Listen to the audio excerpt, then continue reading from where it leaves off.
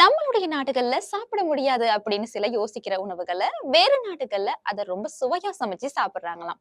அப்படி என்னத்தான் அதை சமைச்சு சாப்பிடுறாங்க அப்படிங்கறதான் இந்த வீடியோல நம்ம பார்க்க போறோம். எறும்பு அப்படின்னாலே அது ஒரு உயிரினம், அவ்வளவுதானே தெரியும். ஆனா இந்த எறும்புகளையும் பிடிச்சு சமைச்சு சாப்பிடுறாங்களாம். மெக்சிகோல இருக்கக்கூடிய மக்கள் இந்த கருப்பு எறும்புகளை எல்லாம் ஒன்று சேர்த்து மதுசாரத்துக்குள்ள போட்டு 1 அல்லது 2 மணித்தியாலங்கள் மதுசாரத்துக்குள்ளே வச்சிருந்து அதையும் குடிக்கிறாங்களாம். அது மட்டும் இல்லாம ஷவர்மா போன்ற புதிய வகை உணவுகள் கூடயும் இந்த எறும்புகளை வச்சு சாப்பிடுறத ஒரு வழக்கமாவே வச்சிருக்காங்க. மெக்சிகோ போன்ற நாடுகள்ல இந்த மாதிரியான உணவுகள் ரொம்ப பிரபல்யமாவும் இருக்குதாம். அடுத்தது மீன்கள். அதாவது மீன்கள் அப்படின்னாலே வீட்டுல வளர்ப்போம் அல்லது அதையும் மீறி பிடிச்சிட்டு வந்து வறுத்து சாப்பிடுவோம். ஆனா ஒரு சில நாடுகள்ல இருக்க மக்கள் இந்த மீன்களையும் பிடிச்சு மதுசாரத்துக்குள்ள போட்டு வச்சு அதையும் உயிரோட அப்படியே சாப்பிடுறாங்களாம். லண்டன்ல இருக்கக்கூடிய மக்கள் கோபி ஃபிஷ் அப்படிங்கிற இந்த வகையான மீன்களை பிடிச்சிட்டு வந்து மதுசாரத்துக்குள்ள 1 அல்லது 2 மணித்தியாலங்கள் போட்டு வச்சுட்டு அந்த மீன்கள் எல்லாத்தையும் எடுத்து அப்படியே உயிரோடையே சாப்பிடுறாங்களாம். அடுத்ததான் நம்ம பார்க்க போறது கேக். கேக் அப்படின்னாலே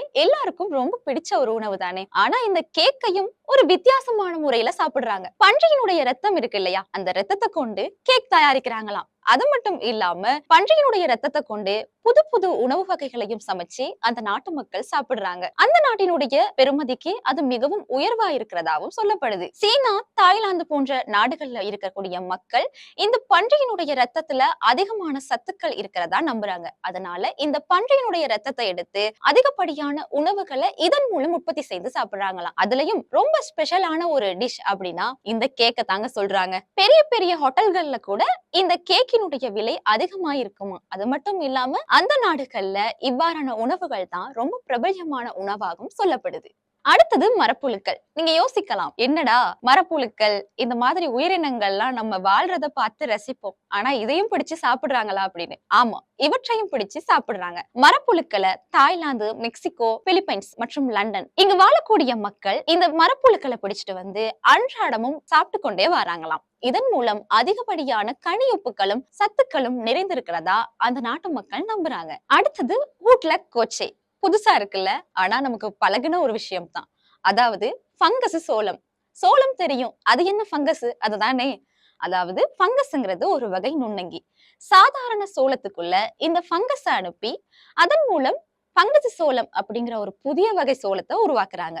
மெக்சிகோல இருக்கக்கூடிய மக்கள் இந்த ஃபங்கஸ் சோளத்துல அதிகமான சத்துக்கள் இருக்கிறதால அங்க இருக்கக்கூடிய பல நிறுவனங்கள் சேர்ந்து இந்த ஃபங்கஸ் சோளத்தை உற்பத்தி செய்தாம். இப்படி உருவாக்கக்கூடிய இந்த ஃபங்கஸ் சோளம் நார்மல் சோளத்தை விட அதிகப்படியான சுவையையும் தருதான். அடுத்தது சிலந்தி. சிலந்தி சில நேரங்கள்ல நம்ம தீண்டும் போது நமக்கு தீய விளைவுகளை தரும். ஆனா இவற்றையும் பிடிச்சு சாப்பிடுறாங்க. நம்மளுடைய நாட்டுல பல வகையான ஸ்நாக்ஸ் இருக்கு இல்லையா, அது மாதிரி வேறு நாடுகள்ல இருக்கக்கூடியவர்கள் இந்த சிலந்தி, தேள் இவற்றையும் பிடிச்சு ஸ்நாக்ஸாவே சாப்பிடுறாங்களாம். அது மட்டும் இல்ல, இது சாதாரணமா சாப்பிடல, எண்ணெயில பொரிச்சு உப்பு, மிளகாய் தூள் இவற்றையெல்லாம் தூவி ரொம்ப சுவையான முறையில சமைச்சு அவங்க சாப்பிடுறாங்க. அந்த நாட்டுல இருக்கக்கூடிய மக்களுக்கு இந்த மாதிரியான உணவுகள் ரொம்ப பிரபல்யமான ஒரு உணவா கருதப்படுது. அடுத்தது செஞ்சுரி எக். என்னடா எக்லயே செஞ்சுரி எக்கா? அதாவது சாதாரண கோழி முட்டை அல்லது வாத்து முட்டை இருக்கு இல்லையா, இதை எடுத்து சுண்ணாம்பு, சாம்பல் இந்த மாதிரியான கலவையெல்லாம் ஒன்னா சேர்த்து இப்படி தயாரிக்கப்பட்ட கலவைக்குள்ள 4 அல்லது 5 வாரங்கள் வாத்து அல்லது கோழி முட்டையை போட்டு வைக்கிறாங்களாம். இப்படி போட்டு வச்ச முட்டைகள் 4 அல்லது 5 வாரங்களுக்கு பின்பு இது ஒரு அழுகிய நிலைக்கு வந்துடும். இதனுடைய நிறம் கூட ரொம்ப கருமையான நிறமா மாறிடும்.